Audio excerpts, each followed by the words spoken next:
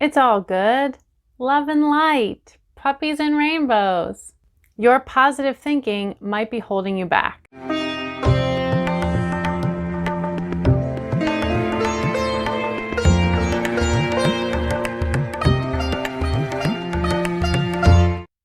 Hi, I'm Leslie Huddart. I'm a spiritual guide and natural health expert, and in this video, we're going to talk about how positive thinking can actually become a block on your personal and spiritual growth path. And if you can understand how this works, you can open up the door to making even faster progress and a deeper way in your spiritual personal growth path. I'm going to show you a two-step simple process that you can do to get the benefit of positive thinking without the parts that hold you back. So let's get started. So the first thing to know when we're talking about how positive thinking can hold you back, it needs to be said first that yes, positive thinking can be good. And in the spectrum of things, positive thinking is better than negative thinking. I am not arguing that at all. This is the truth. If you have the choice to think negative thoughts and self-talk, it's better to have positive thoughts. This does make a difference. However, at a certain point, there also becomes a danger if we only want to think in positive ways. When we start to notice that we only want to think about positive, happy things to the exclusion of other things that are coming up that may be considered negative or disturbing or scary or just unpleasant for any reason, if we start to push those aside even when they naturally arise, we're in danger of what is sometimes called spiritual bypassing, which is this kind of glossing over new agey whitewashing of things where we just go to, oh, it's all good, no worries, that's just their path. And it becomes an actual kind of rosy colored glasses denial of what's actually true. So here are two simple steps that you can take to make sure that you're using the positive parts without getting stuck into spiritual bypass. Because what's really happening in a spiritual bypass situation, and I've done this myself, there was a time in my life where I was just graduated from acupuncture school. I'd already done yoga teacher training in India. I was on this path, and yet there were certain aspects of my personal growth, or especially around stuff around judging people, which is a little bit of my metally energetic constitutional tendency, or stuff around men and relationships, that I would get to a certain point and then just sort of skip over it and not talk about it. So I know what it's like to struggle with this. It's a natural thing to fall into spiritual bypass, but we always want to bring ourselves back to having better discernment and to really bringing things towards the light. One of my favorite spiritual verses comes from the Gnostic scrolls, the Gospel of Thomas, and it goes something like, if you bring forth that which is within you, what you bring forth will set you free. If you do not bring forth what is within you, what you do not bring forth will destroy you. So I think this is a very poignant spiritual insight that anytime we have something positive or negative that remains hidden, remains unlooked at, unearthed, it can be the thing that really throws a monkey wrench in our growth, personally and spiritually. So let's get down to the simple procedure steps. Step number one, I call curious flashlight. I want you to imagine that you are holding a flashlight of your awareness that you are turning into the inside and looking around. So let's say you're upset about something, there's an issue that's going on. I want you to get centered, take a few deep breaths, and as you sort of explore, imagine that your eyeballs are turning inwards, and as if you're holding a flashlight of your awareness, you start to look around at the issue. Then you practice objective inventory of what you find.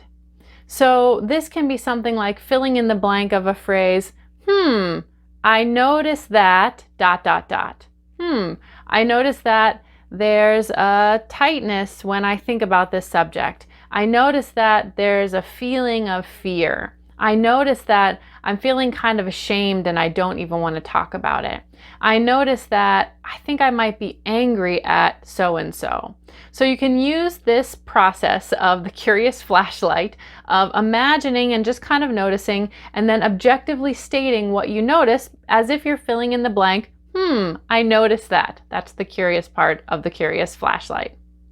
Step 2 is what I call death threats. Now, this might sound kind of scary, but it's important to know that when we start to disengage with spiritual bypass and really start to see what's on the inside, the mind, which I talk a lot about in lots of different videos, is partly going to kick up and try to protect some things. So what that feels like is you may feel a lot of fear coming up. You might feel like this is going to kill me if I go any deeper. I want you to know that in the healing spiritual growth process, there is unavoidably points where as you're going through and bringing things up into the light, that you're going to feel something that feels like death or overwhelm. This is perfectly normal. I'm telling you this because I want you to not be alarmed or think that something is wrong when that happens. That's actually a sign that something is going right.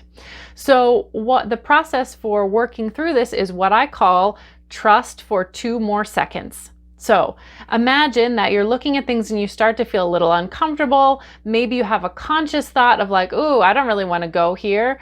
Or, this feels like it's overwhelming or it's going to kill me. Or if I open up this can of worms, it might be a bottomless pit.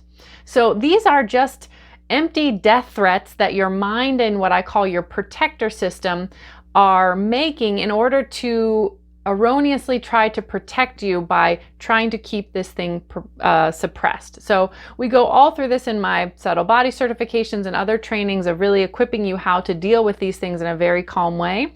But the basic procedure for this death threat of how to deal with them is you just trust for 2 more seconds.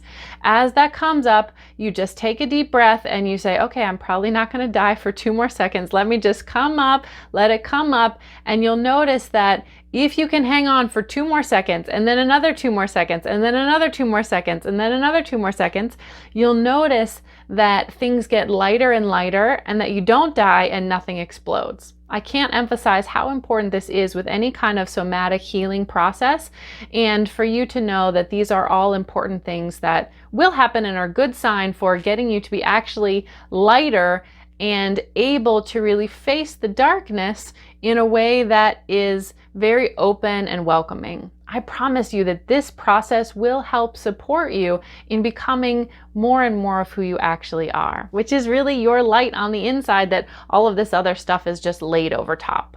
So when you are feeling like you need in your life to start turning more towards things that maybe you've been spiritually bypassing past, you're going to do 2 things. The curious flashlight, in which you practice objective inventory of the story that you notice with things like, I noticed that, ...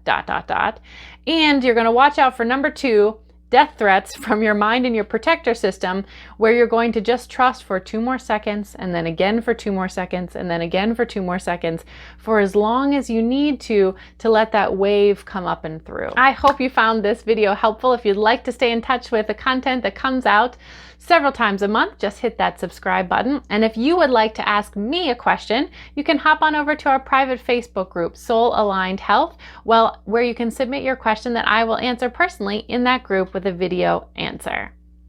This is Leslie Huddart. I am sending you love. Your personal and spiritual growth is important. Keep going, and I'll see you in the next video.